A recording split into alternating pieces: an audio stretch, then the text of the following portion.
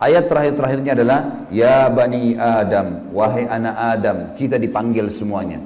Setelah Allah ceritakan panjang lebar tadi kisah ayah kita Adam dan istrinya Hawa, kata Allah, hai anak Adam, qad anzalna alaikum libasa yuwari sawatikum warisha. Sesungguhnya kami telah menurunkan kepada kalian pakaian untuk menutup aurat-aurat kalian dan pakaian yang indah juga perhiasan-perhiasan. Walibasut taqwa dzalika khair. Pakaian ketakwaan yang menutup aurat lebar, tidak membentuk aurat itu, tidak memperlihatkan bagian tubuh adalah pakaian yang paling baik. Dzalika min ayatillahi la'allakum tadhakkarun.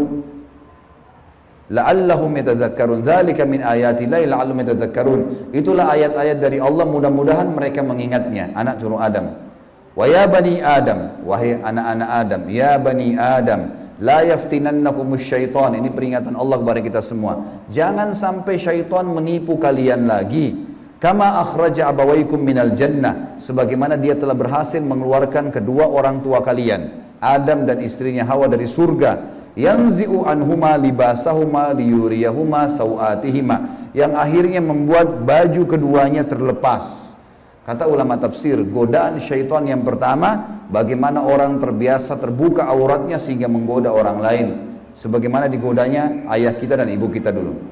Innahu yarakum huwa wa qabilu min haitsu la tarawnahum. Sesungguhnya dia, iblis itu sama pengikut-pengikutnya melihat kalian yang kalian tidak bisa lihat mereka. Kita nggak bisa lihat iblis, tidak bisa lihat syaitan, tapi mereka bisa lihat kita. Di sekitar kita mereka ada.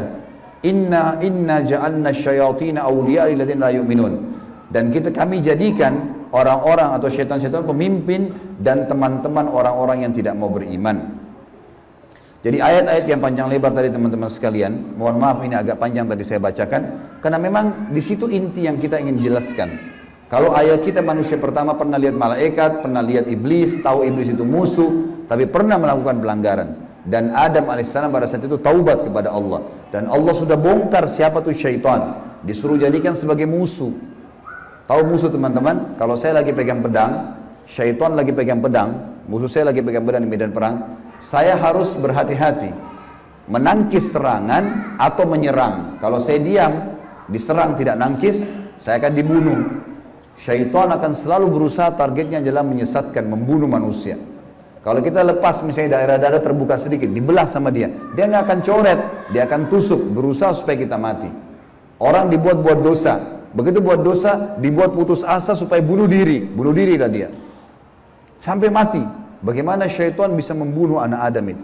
Memang sudah itu targetnya iblis. Dan iblis ini teman-teman sama dengan Adam.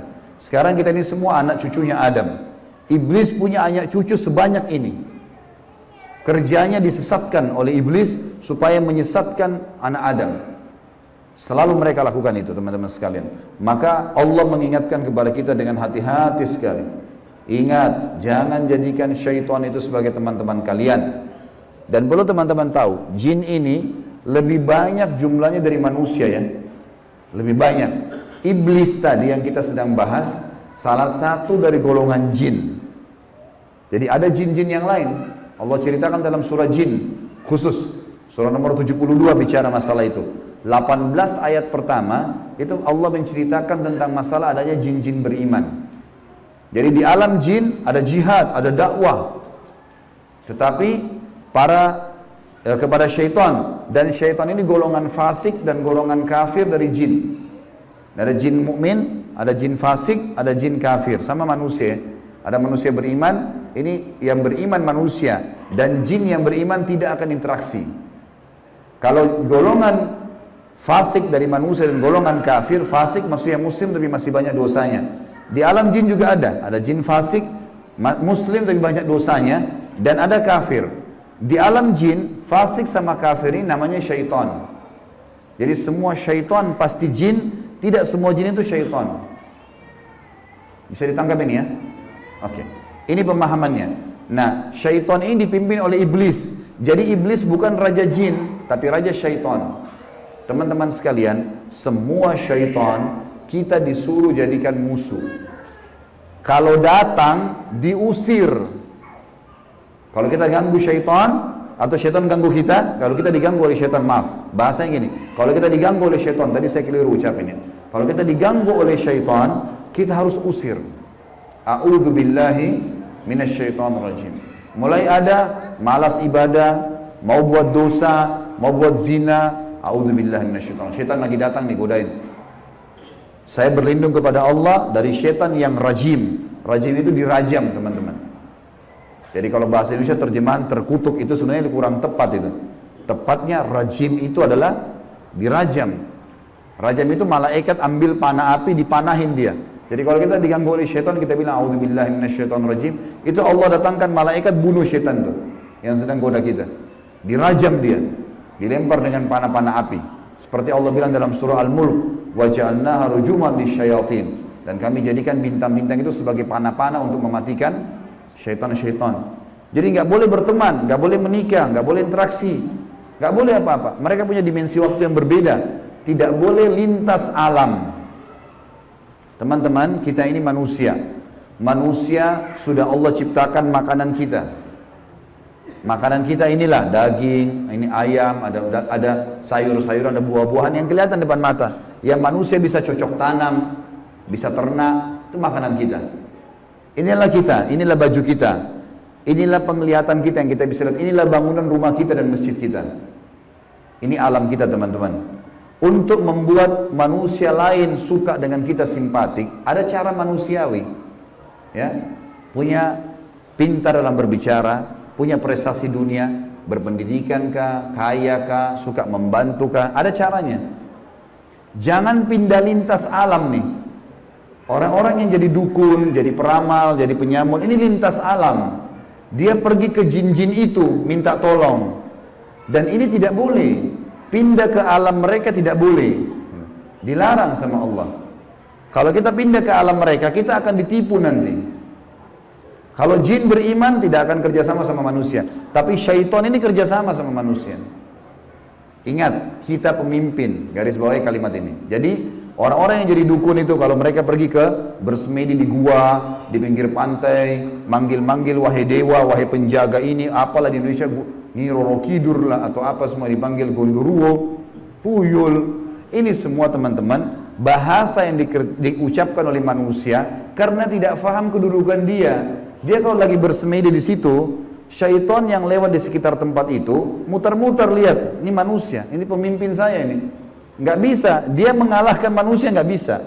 Syaitan nggak bisa kalahin kita. Syaitan hanya bisa bisik saja, buat, jangan, gini, cuma begitu. Nggak lebih daripada itu. Bapak Ibu sekarang waktu mau kesini tadi ke masjid, mungkin ada syaitan bisikin, jauh, keburu nggak ya, dapat tempat atau apalah. Tapi Bapak Ibu tetap jalan. Syaitannya mau buat apa? Nggak bisa buat apa-apa, cuma bisa bisik. Jangan, gini, gitu, segala macam. Cuma itu. Manusia kalau bantah, nggak bisa buat apa-apa dia. Nggak bisa syaitan menjelma cekik kita, enggak, kamu harus berzina. Enggak. Syaitan cuma bisik, itu zina, itu perempuan, itu begini. Tapi kalau saya bilang enggak, saya nggak mau. Terus syaitannya buat apa? Nggak bisa buat apa-apa, lemah sekali. Allah bilang inna kaida syaitani kana dhaifa. Syaitan itu lemah sekali. Kalau ada manusia yang tidak faham tentang kedudukan mereka sebagai khalifah, ditipulah oleh syaitan itu. Sama tadi orang bersemedi itu. Sebenarnya teman-teman sekalian, di muka bumi ini yang mengatur kadar udara, oksigen yang kita hirup, populasi manusia, populasi hewan-hewan, kadar panas udara, api, air, segala macam, ini ada malaikat-malaikat.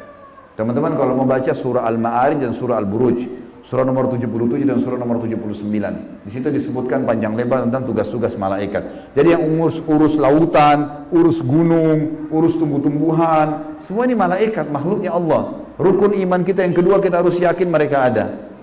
Nah, kalau ada manusia datang ke gua-gua ini, minta-minta, panggil syaitan, panggil dewa, panggil penjaga gua atau apa saja, syaitan di sekitar situ tadinya takut sama manusia ini. Makanya orang kalau bersemedi nggak pernah kurang dari 3 hari, 1 minggu, ada yang 1 bulan, ada yang bertahun-tahun bersemedi. Baru syaitannya keluarin suara tuh. Dilihat orang ini kok bodoh benar, dulu nggak makan, nggak minum. Iya, kamu mau apa? Saya mau ilmu kebal. Lihat, perhatikan syaitan tipu dia. Disuruh makan kotorannya sendiri, disuruh minum darah, disuruh ini, lintas alam lain nih. Manusia tidak mungkin mau minum darah, fitrahnya kita nggak suka itu. Alam kita beda, kita nggak boleh makan itu memang. Allah buat kita nggak suka itu. Syaitan suka dengan bau-bau busuk, bau kotoran. Manusia nggak suka.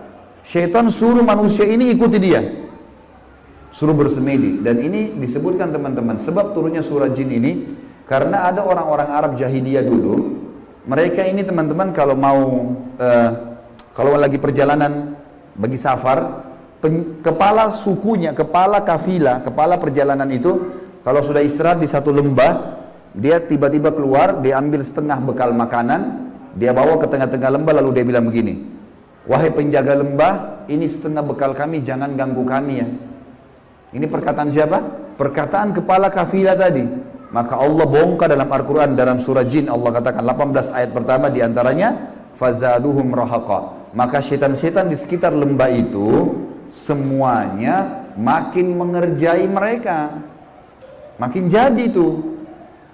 Kalau ada satu kampung misalnya kayak di Indonesia ini paling banyak seperti itu. Ada satu kampung lewat jembatan, tersebar berita itu di jembatan kalau malam hari ada nenek-nenek tuh. Syaitan tunggangi itu isu. Kalau ada orang takut, makin jadi, makin kelihatan. Yang lihat hanya orang yang takut saja. Orang yang tidak takut tidak bakal lihat. Tidak bakal kelihatan. Tentu teman-teman sekalian, kita ini sampai azan Isya, sholat Isya dulu baru kemudian kita lanjutkan materinya. Teman-teman sekalian, kalau ada satu rumah, orang bunuh diri di situ. Orang bunuh diri. Kalau kita lewat, pagarnya rumah orang itu 10 meter. Kita lewat 1 meter pertama, 2 meter pertama, semua syaitan di sekitar rumah itu bisikin kita. Itu yang bunuh diri perempuan, rambutnya panjang, matanya belalak, keluar darah dari hidungnya. Terus, sebelum antum ini, anda ini ngelewatan 10 meter pagar itu. Dia takut-takutin. Kalau kita takut di 5 meter misalnya, balik ke sana kita lihat benar tuh. Perempuan yang gantung diri itu kita lihat, padahal sebenarnya tidak ada. Itu permainan syaitan di sekitar rumah itu. Ini saya bongkar kedoknya biar bapak ibu tahu. Jadi syaitan kalau di sini marah sama saya, biarin aja dia marah. Karena emang dia begitu kerjain manusia. Dia kerjain manusia. Kalau ada teman kita jalan tanya, kamu takut gak? Kamu lihat gak? Dia bilang enggak, karena dia tidak takut. Kalau dia takut, dia bayangkan nenek-nenek misalnya. Dia lihat nenek-nenek di sana. Jadi orang makin benar, makin tahu tauhid ini, makin tahu kisah awal Nabi Adam, musuh kita syaitan, Allah bilang syaitan itu lemah, tidak bisa buat apa-apa. Ini semua teman-teman sekalian akan membuat seseorang di antara kita jadi kokoh, jadi tidak mudah tergoda oleh syaitan. Dan ini makna daripada hadis Nabi SAW. Hai Ibnu Khattab, Umar bin Khattab, kalau kau lewat di sebuah lembah, syaitan tahu kau lewat di lembah itu, dia cari lembah lain. Padahal Umar nggak pernah lihat syaitan itu. Syaitan yang lihat Umar. Kok bisa syaitannya takut? Karena tahu kalau Umar ini sudah tahu sedikit ada gangguan syaitan, langsung Umar baca a'udzubillahi minasyaitonirrajim. Berarti Allah utus malaikat bunuh dia. Orang-orang yang takut saja, yang belum paham, baru kemudian dikerjai oleh syaitan itu. Seperti itulah pemahaman.